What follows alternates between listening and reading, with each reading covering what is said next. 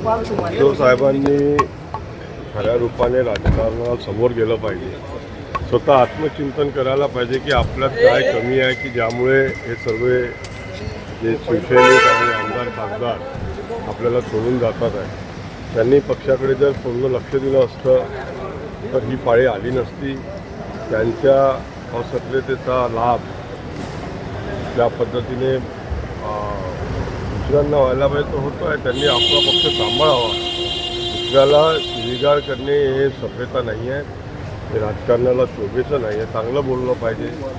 सर्वांच्या प्रती मनामध्ये प्रेम आदर ठेवायला पाहिजे. प्रत्येकानेच ठेवायला पाहिजे एक दुसऱ्याबद्दल. आदरणीय शिंदेसाहेब कधीच कोणाबद्दल असं वाईट बोलत नाही, सर्वांचा आदर करतात. तो सर्व राजकीय पक्षांनी ही एक ज्याला आपण म्हणू का प्रोटोकॉल सारखं म्हणून त्याला आपण पाळायला पाहिजे. उद्धव ठाकरेंनी या दौऱ्याला मतदारांचा म्हणजे माफी मागण्याचा दौरा असं नाव दिलं. त्यांनी निवडून माफी आधीच मागायला पाहिजे होती.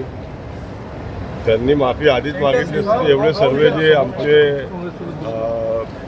जे शिवसैनिक मला आमदार खासदार पार्टी सोडून जातात आहे त्यांनी पहिले स्वतःला जर स्वतःमध्ये सुधारणा केली असती, सर्वांना गाठीभेटी दिल्या असत्या, ही पाळी त्यांच्यावर आली नसती. त्यांनी माफी त्यांनी आधी मागायला पाहिजे. ऑपरेशन आहे का भविष्यात? एक मोठं झालं, दुसरं बघूया पुढे पुढे आगे होत आहे. मला कळेलच, लवकरच कळेल त्या संदर्भात. काँग्रेसचे प्रवक्ते अतुल लोंढे यांनी असं म्हटलं की ऑपरेशन हे डॉक्टर करत असतात. एकनाथ शिंदे कंपाऊंडर आहे अशा पद्धतीची टीका त्यांनी केलेली आहे. एकनाथ शिंदे राजकारणातले सर्वात बेस्ट सर्जन आहेत आणि त्या बेस्ट सर्जनच्याच हाताने ऑपरेशन करण्याचं कधीही कोणालाही आवडते.